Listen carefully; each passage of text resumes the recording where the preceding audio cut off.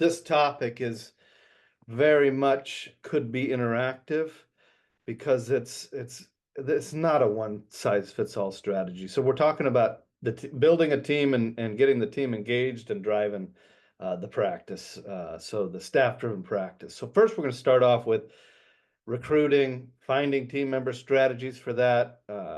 And then we're going to get into how to get the team motivated, what that looks like. So there's a million different ways to do this. And a lot of it is contingent on where your practice is at. You know, it's developmental stage on what you should do. So uh, this is absolutely a not one fits all strategy, and it really does depend on your practice. And I'm going to try to cover that, but there could be questions that come up as I go through it. And so feel free to interrupt me, unmute yourself, and just say, hey, Wes, I got a question about this. Okay. So, all right. So first we're going to talk about recruiting and building the staff-driven practice through the recruiting side. And certainly all of this stuff I'm going to talk about today, as I said, is what I would call like a voodoo art. This is difficult. It's hard to get this working, but when it does work, the practice just takes off, and it is something you have to accomplish if you really want the true staff-driven practice with associates, meaning where you're not involved at all. The associates are there, the team is driving the practice, and the profits are just coming in. You cannot do it without tapping into the staff-driven practice. Okay, so first we're going to talk about, like I said, recruiting. First thing I would ask you guys is to go on Indeed. Indeed is the #1 source for recruiting countrywide. There are little pockets where dentalpost.net and different things are decent. First thing you need to do is go on Indeed and look at all the different positions. So you should be looking at front desk, your DAs, your dental assistants, your hygienists, every position in the practice, and get a gauge in terms of what the top end of the pay scale looks like.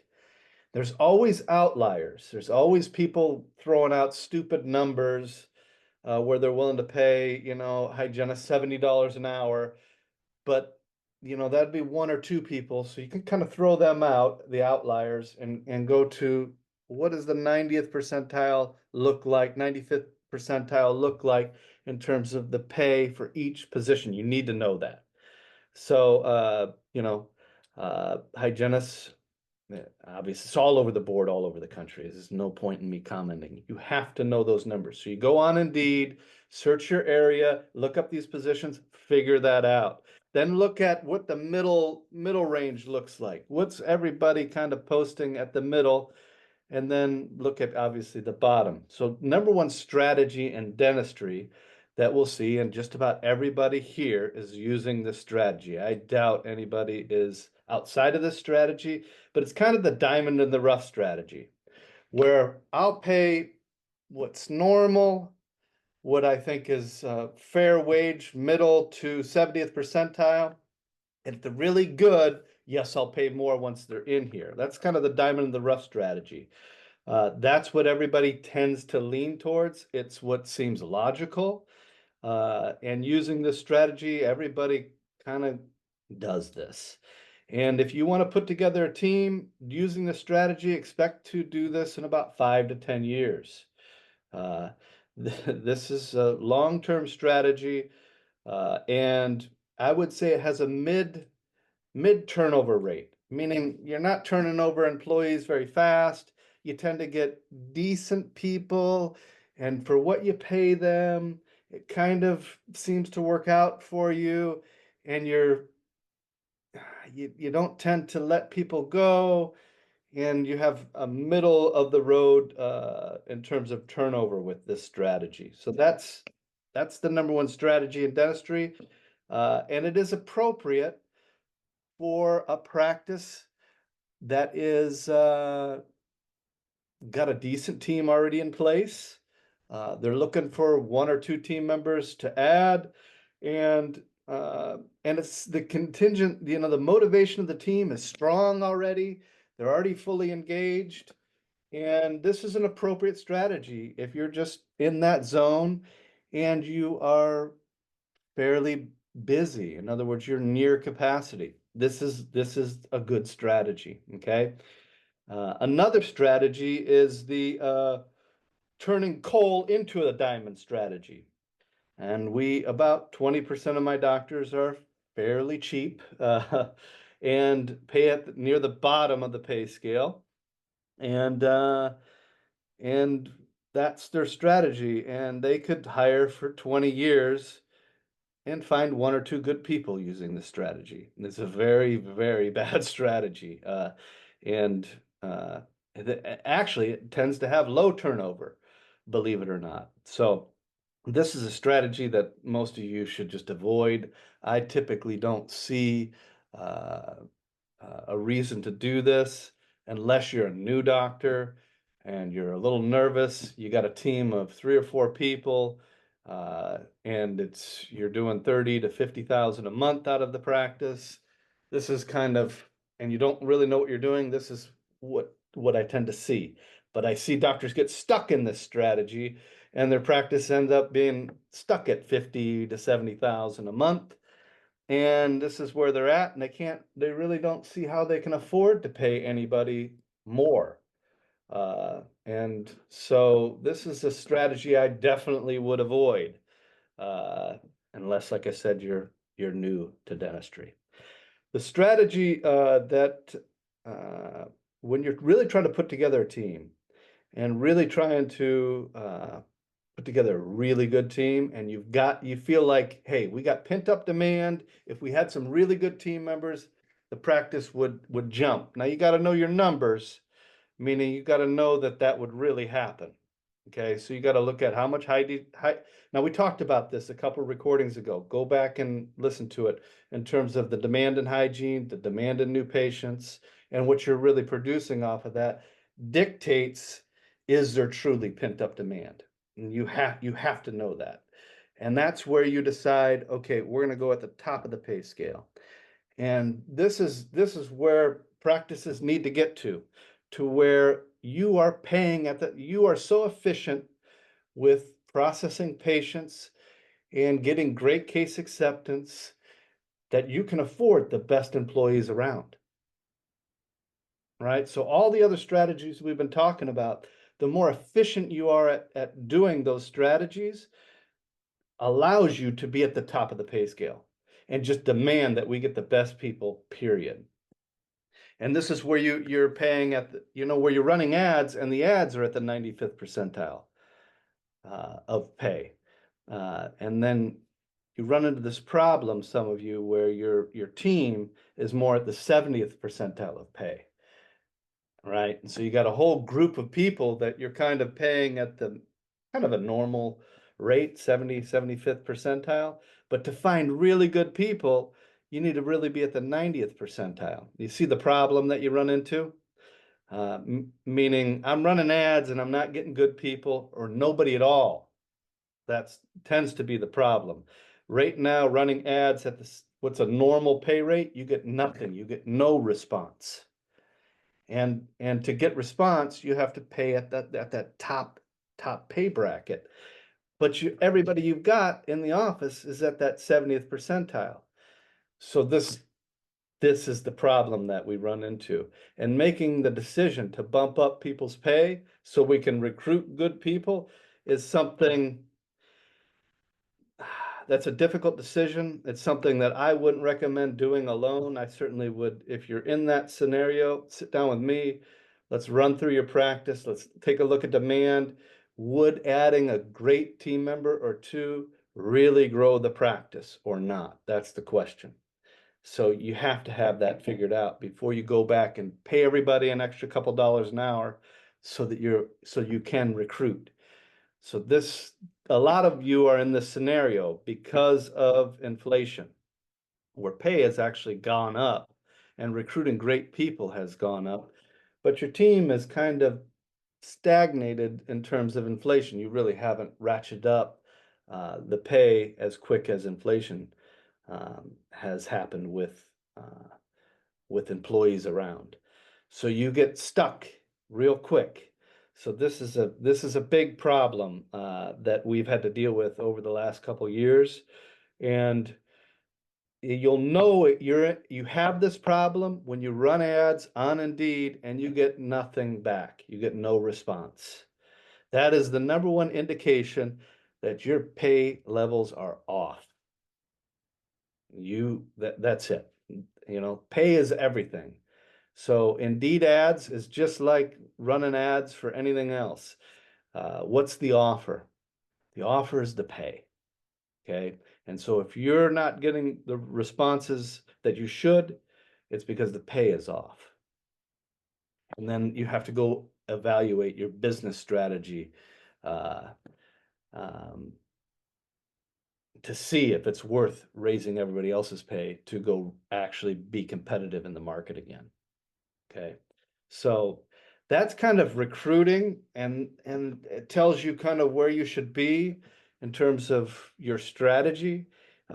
Each one has their place, if you will. Um, but you do have to know your practice. It's pent up demand. So another thing about what was kind of strange things I see with recruiting, I see a lot of doctors wanting to hire FDAs. And obviously they come at a higher rate of pay.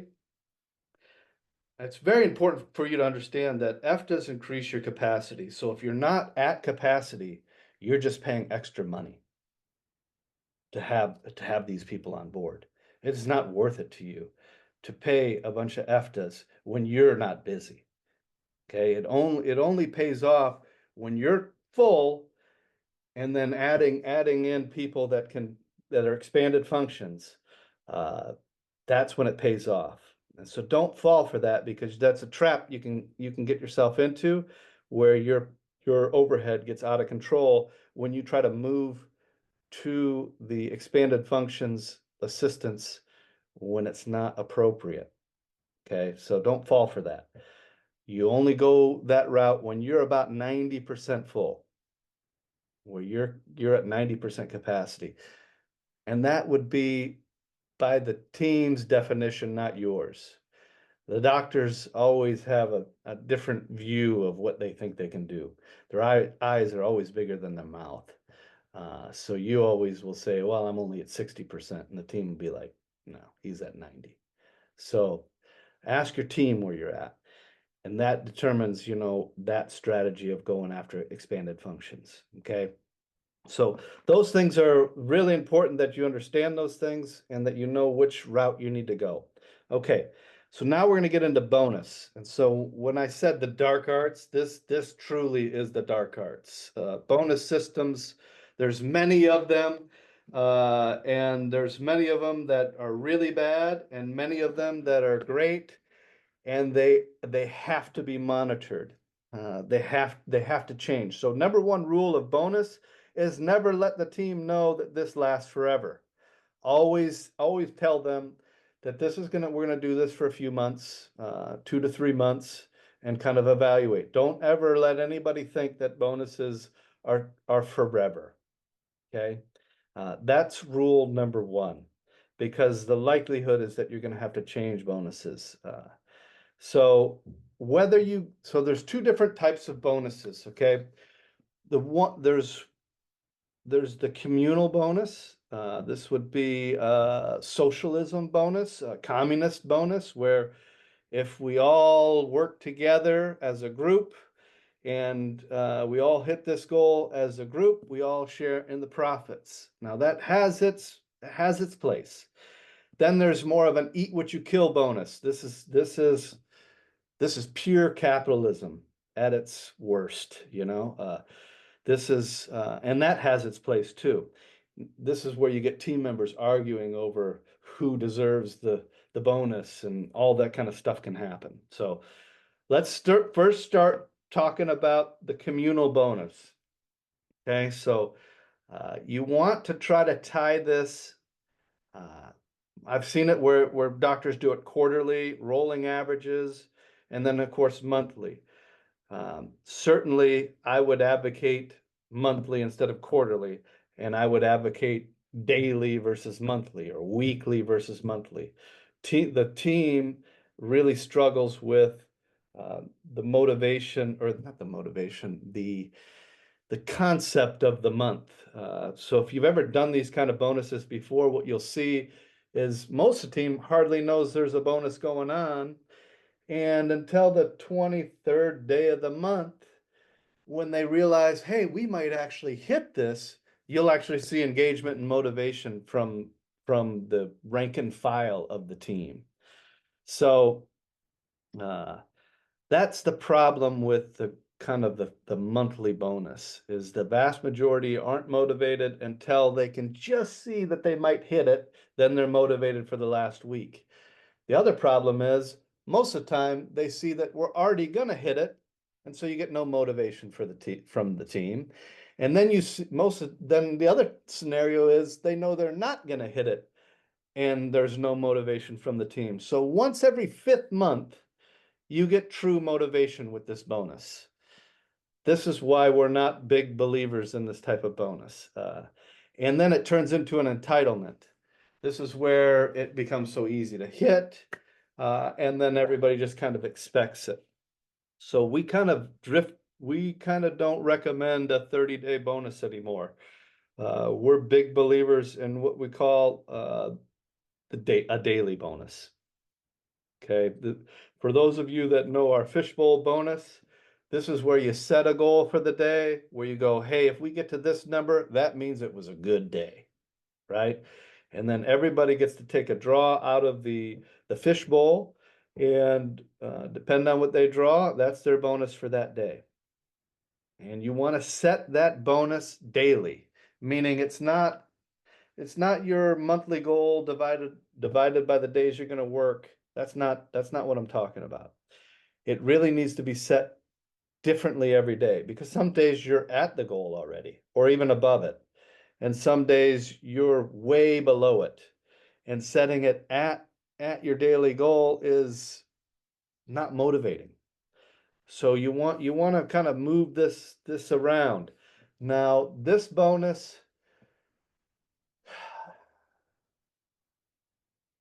it can be challenging to set that number right to create that line of motivation that I was talking about with the 30-day bonus, where you got to set it just right where they just think they might be able to get it if they work hard.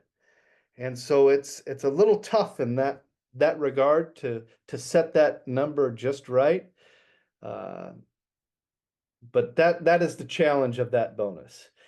It also allows you to change it on a daily basis, what the goal is. It's not a static number, right? So we advocate that bonus. We certainly would ask anybody to try it. So you try it for a week, try it for a month, anything like this. I ask you to be open to try it. So with bonuses, let them know, hey, we're going to try this for a month. Hey, we're going to try this for a week and see what happens. So that bonus, if you want to do a communal bonus, that's the one I recommend. And believe it or not, maybe you do believe it, over the last 5 years, 10 years or so, people's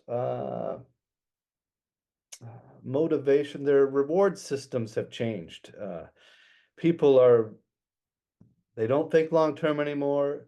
They want instant gratification. And I'm seeing a complete change in what it takes to motivate a team. Used to be where I believed around 20% of employees that I would go and work with were in what I would call intrinsically motivated, meaning they had some internal drive in them, they cared about their work, and they had this intrinsic motivation. I would say that's around 10% now. And so look at your team, and you'll find that you probably 1 out of 10 people have that kind of intrinsic motivation, and you're lucky if 2 out of 10 does, where they don't need a bonus. As a matter of fact, a bonus might not actually really work for that person, right? And then the rest of the team needs to be motivated by money. Let me repeat that. If you need to have the rest of the team that is motivated by money. If you can't motivate, if they're not intrinsically motivated and they're not motivated by money, you can just forget it. And so you need to let go of the people that you can't motivate through money, because the pat on the back people, it's just hard to get these people motivated. So you need to have a group of people that says, "Oh, bonus? Oh, I'm all about that. What do I got to do?" So 80%, at least 80% of your group needs to be motivated by money. Okay. You need to figure out how to get that motivation. So I want to just talk about what that looks like. When people are motivated to hit a goal and truly motivated by bonus, it's a totally different practice. And it's a totally different practice that day. Uh, and if you want to see what that looks like, I would say try this. Get 4 or 5 Amazon gift cards for $50 each, $250. Just go to your team and say the first 5 people that get same day service over $800 or more gets this $50 Amazon gift card. Tell your whole team that. And it's for today only. And if it goes to the first 5, and if only 2 people get it, only 2 people get it. And watch the difference in your team. You'll see something that you just think is, they'll go crazy because instant gratification. What I found with bonus rate recently is that going into their check, uh, and just and just melting into their check has become a problem in terms of motivating. What we've learned now is that if you can figure out a way, and I realize that you got to work with your accountant on this, to pay them in a way where they get Amazon gift card, instant gratification, cash, right then that day, that's kind of what it's starting to take to get true motivation from a team. And when you do this experiment, ask yourself, did you see something extraordinarily different? If not, great. It means you got a great group of people and you're all good. But if you see something that's different, it means that you have to figure out how to get a bonus system that works for your practice financially. So so that's the group bonus. Now I want to talk about eat what you kill bonuses. So eat what you kill means you do this, you get an extra something. And so I just talked about one. So the same day service bonus. Same day service bonus works like this. If they add treatment to the schedule above a certain dollar amount, and usually it's $500 or more, to the schedule that day, they get $20. Some practices it's 50. So it just depends on the practice, depends on the area in terms of the pay rates of the area, but you have to get the team motivated to drive to fill the day. One thing you should look at before you really dive in to see if this kind of bonus will work for your practice or not is just take an assessment of where you start your day and where you end at. Let's say you start your day at 10,000 and it ends at 9. And I see this a lot. You start at 10, ends at 9. Start at 11, ends at 10. Start at 11, goes to 11.5. But there's really not significant any kind of add to the day. Or it goes backwards. This is the kind of bonus that can change that. Okay, so in the next week, evaluate your days and determine, are we staying kind of about where we started or are we drifting backwards? If you're kind of in those spots, this kind of bonus is appropriate for your practice. The same day service bonus. Now remember about same day service bonus. Yes, you're paying for them to add stuff to the schedule. But what you don't realize is that you're paying for all this motivation, drive, and convincing of patients. And about 50 to 40, 60, I said 50 to 60% of the patients won't be able to stay that day. So you got all this drive and motivation from your team to convince the patient that they need to do this dentistry and all this urgency to get it done right away, get a penny for. So that's how this bonus really works in your favor. Okay, is that at least half of the dentistry gets done through this kind of motivation, you don't have to pay for. Okay. So that's the same day service bonus. Okay, the next bonus is the treatment coordinator bonus. Now, I've seen all kinds of variations of this. A lot of practices don't do this, so this is not mandatory. The same day service bonus and the fishbowl bonus is in the realm of mandatory if you have associates. Trying to, and you have a large practice, meaning you have a lot of team members. If you really, if you have probably over around 12, 10, 12 team members or more, you have to have these two kind of bonuses working for you if you have an associate. Okay, and these are what I would call mandatory. This TC bonus, not mandatory. What we'll see with the TC bonus is something like 0.25% of cases over $1,000, or there's some kind of threshold, they get 0.25% of the case. And if we hit goal for the month, that bumps up to 0.5%. So, and variations all in between here. Now, if you're a practice that does large cases, meaning you're trying to tackle uh, 7, 10, $15,000 cases and draw them in, you have to have some TC bonus. Treatment coordinator bonus has to be in effect and working. The same day service bonus in this style of practice is really not as important as the TC bonus. So keep that in mind. It does depend on your style of practice. So that's the TC bonus. There's variations of this. Yeah, keep that in mind. But this becomes mandatory if you're a large case practice. Okay. You got to get the treatment coordinator fully engaged. Uh, and a lot of people are against bonuses. So let me just throw this out there. So a lot of people think, oh, I already pay them a lot. Why would I pay them to just do their job? That kind of thing. And certainly I understand that thinking, but they will work harder for extra money. They will work hard. If you set this up right, they will work harder and they will do more of creating urgency and driving patients to the practice. So you take any associate that you have, you pay them on a percentage. They're driven by money. If you just paid them 8,000 or 10,000 a month and that was it, how much do you think they really would contribute to the practice if they weren't on a percentage? Trust me. If doctors are motivated by money, you're motivated by money, believe me, your team is motivated by money. You just have to learn how to tap into that.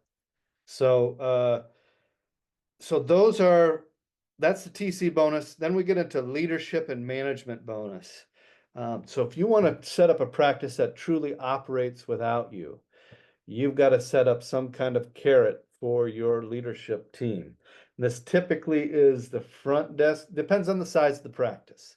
So you're going to have a CA, a clinic administrator, office manager. This person definitely needs to be on this kind of bonus. You're going to kind of reserve, if the numbers are hit and the thresholds are hit and the net is hit, meaning you want to have a certain net threshold that's greater than you normally do, and you want to have a threshold of the practice collections that need to be hit. Okay, once those two things are met, then their bonus goes into effect. And you want to reserve around 1% to 1.5%, somewhere in that range, if these two things are hit. So when you set this kind of bonus up, you've got to make sure that one, that they are watching the overhead. So this has to work out in your favor is the point. So let's say if the three things that they need to watch out for is lab supply and staff costs. Those are the three things that they really have a lot of control over. And that's how I would trigger their bonus typically, is off of those three things. And you want them to save 1%. So if those three things added together is, let's just say 40%, their bonus triggers when it's at 39%.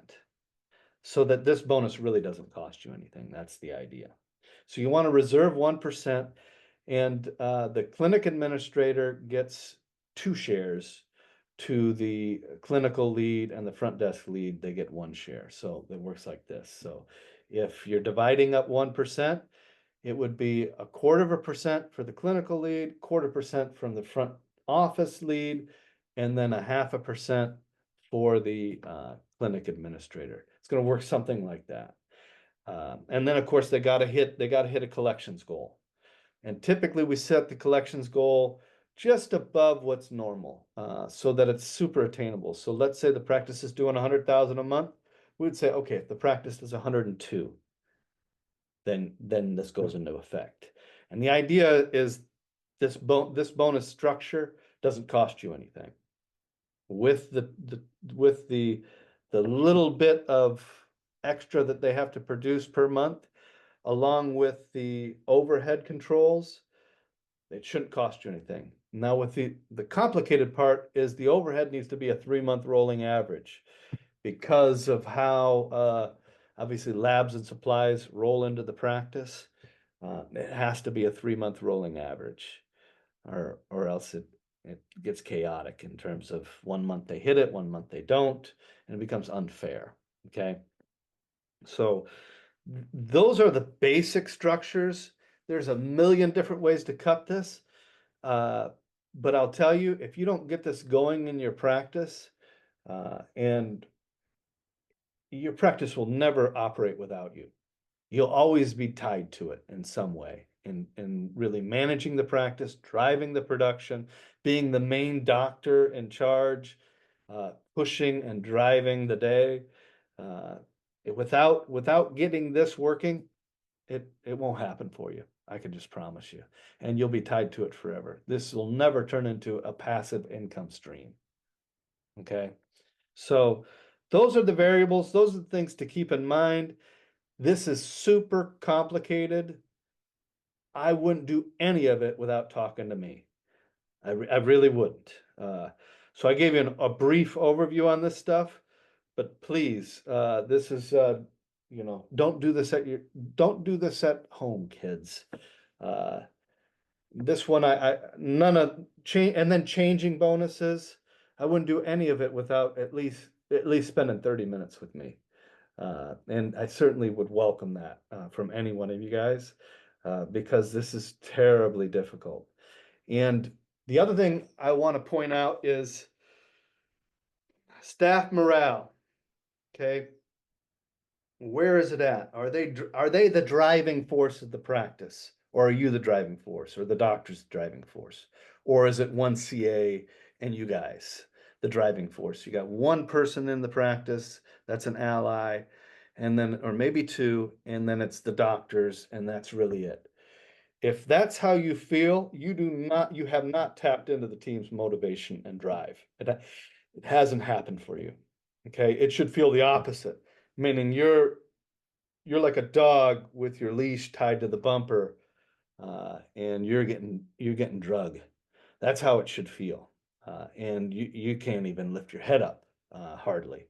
That's how it should feel, and you almost don't even know what's going on throughout the day, and things are just being thrown on, and it's just crazy. That's how it feels. That's how you know that this has happened for you.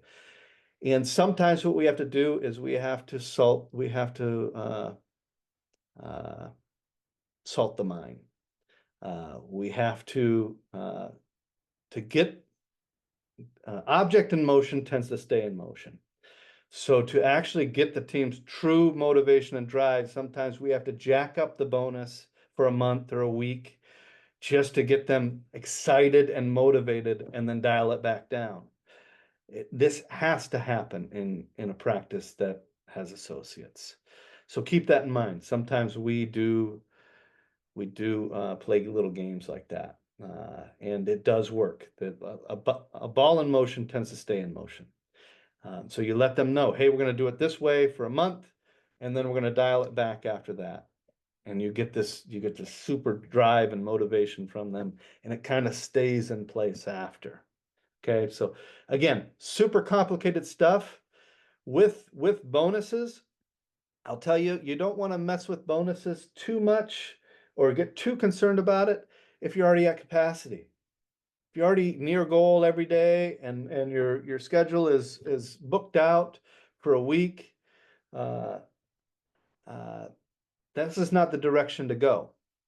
Uh, so keep that in mind. You should be looking for bonuses if you have excess capacity you're trying to fill. Okay. And be generous the first month or the first week. Do what I said. Try something. Get some Amazon gift cards and splash them around and see if something changes. If something does, then you know that, hey, we got to figure out a bonus system that really drives them. So I would encourage you all to try that. Go get some Amazon gift cards and set up a couple days in a row where you're willing to give out $300 or $400 worth for same day service that's added to the schedule over, and you set the threshold $500 or $700 over $500 or $700 and see what happens. Okay. I'm going to finish off by telling some stories about bonuses that I've recently had. So I had a practice where we had so all of a sudden no shows were just horrible with new patients. So it was 50% no shows. And this is a big practice. They were getting around eight to nine new patients a day on the books. But as the day comes, only 4 would show up, right? And I would coach them and drill them about what to say to patients, how to say it, all this kind of engagement with how to do confirmations and all that stuff, right? And over and over and over again, no improvement, zero. And then finally, I just said, okay, doctor, we're going to do this bonus. So every day, so whoever does the confirmations for that day, if we get all but one person, so if we get one no show or none, that person gets $50. Bingo. The next day it changed, literally. And they get that bonus about every other day. Some days, yeah, they get 2 no shows, but all of a sudden, fixed. It's very hard. I can teach somebody a script, but if they don't truly use it, like if they just go, would you like fries with that? If they're not truly engaged with their job, the script is no good. Okay, so boom, it changed it overnight. All of a sudden, they're starting to hit goal again. Problem solved. Because we were complaining, we were talking to the marketing company. Why are we getting all these bad leads? We were going all these different directions on why no shows were happening with new patients. And then I chased down everything to figure out that it's either the marketing is drawing weak patients or the team is just not engaged on the phone. Change the bonus, problem solved. Okay. Another practice, their production dropped off by almost half. I mean, it was like devastating. $20,000 a month practice, doing about 12 a day. Sorry, $20,000 a day practice, consistently hitting 12 a day, sometimes 8. And it was a miracle if they got to 16. And so they were literally going negative, meaning they were losing money, real money, and couldn't figure it out. We were looking at the market. Everybody was saying, the patients, they got no money. Have you ever heard this from your team? Patients just got no money. They got no money. And we look at the marketing, we work with the treatment coordinators, and pull your hair out for about 60 days and trying to work with the team, work with the marketing, trying to figure out everything. Nothing worked. And they had significant turnover. So they had a new group of people, obviously, and training didn't work. They were complaining about the new patient quality, on and on and on, right? And we did that bonus I was talking about. $50, same day service bonus. First 5 that get it. And they did the threshold. The first 2, there's no threshold. I mean, anything you add for the day, you get $50. It's got to be restorative. So no extractions. It's got to be restorative. And then the next 3, it's got to be over 1,000 added. It was the next day, 20,000, 24,000, 23,000, 21,000, and they had 28,000, 29,000. Problem was solved the next day. So when I say bonus is powerful, I mean it. It's especially powerful in big practices, like I just talked about. Practices throwing up big numbers that have excess capacity. Bonus is hugely powerful. So that solved it for them right there. Yeah, it cost them, $4,000 a month in bonus payouts, something like that. But they're hitting way over goal now, so obviously they can afford it. And it changed the whole team dynamic. For a year, the practice, we were like, oh, we got bad team members, nobody's engaged, everybody just kind of floats through the day. And so we were trying all these recruiting methods. Change the bonus, all of a sudden everybody's engaged, everybody's with it, everybody's mentally present. Just totally different overnight. You could have had 5 excellent managers running around in that practice, managing every detail, and it still wouldn't be running as well as it is now through bonus. So those are a couple stories that are recent, like over the last 3 or 4 months. And Greg is always, as you know, was big on bonus. And I will say that recently I've seen huge power in it, but I will say the dollar amounts have changed. What it takes to actually motivate people is different than it was just 3 years ago. So it only took $15 or $10 3 years ago. It's 20 to 30 or 40 now. So keep that in mind. Inflation has worked its way into bonus. The other thing to keep in mind in bonus is a lot of doctors want to put thresholds on bonuses, meaning, yeah, we'll do the same day service bonus, blah, blah, blah, but we've got to hit our monthly goal for the month. That's good if you normally hit your monthly goal for the month, meaning if you normally hit it, that kind of system will work. But if you are one of the doctors that kind of set stretch goals for your monthly goals, they won't work. You'll have to have a little faith that this kind of system will work.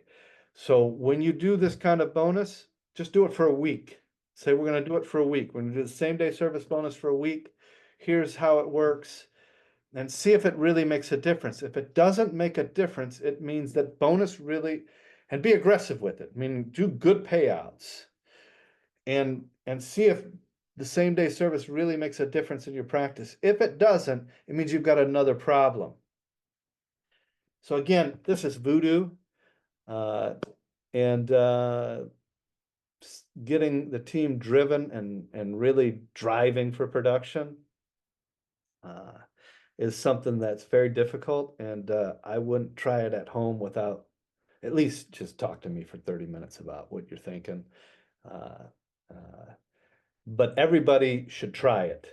Risk $1,000 for 1 week or 500, put 500 on the table on same day service, and do $50 per, so 10 Amazon cards, and see what happens. See if you notice a difference. If you do, it tells you that you got to figure out a bonus that truly works. If it really doesn't make a difference, yeah, you lost $500, but you know that you got a different problem. So staff motivation is not your problem. Okay. All right. Any questions on this?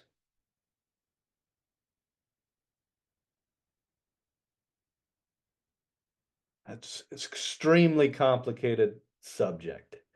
So yeah, Dr. Eisenbrock, you got to unmute. You got to unmute. Okay. What I've been doing advertising for staff for way too long.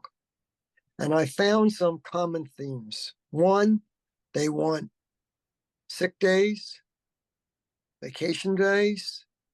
They want to know retirement. I'm fighting the big boys that seem to be giving it out. Yeah, so you've got to be at the top. In other words, whatever benefits and what everybody's doing, if you cannot be at that top rate, you got to figure out how to be, meaning you've got to set your practice up in a way where you're so efficient, like I talked about. With all the other strategies that we've been talking about the last couple months, all have to be working and driving the practice forward so you can afford to do those kind of things. If you feel like, gosh, my staff costs are too high, thin margins, and we're having trouble putting the day together, hitting goals difficult. If these kind of things are a problem, you got to fix that first Got it. before you try to compete on pay and days off and all that kind of stuff. Okay, Yeah. All thank you. right. Yeah. Questions? Anybody else? Okay. So again, complicated. There's a tougher one. Next week or next month, we're going to be talking about recruiting associates and managing associates. So this one is more concrete. This one, like I said, was voodoo. It was very difficult for me to put it together. But next time it's going to be very much cut and dry on how to recruit, find, motivate, and drive and manage an associate. So this next time will be a real fun one. Okay. All right. Thanks for listening. Okay. See you guys next time. Thank Okay. you. Bye.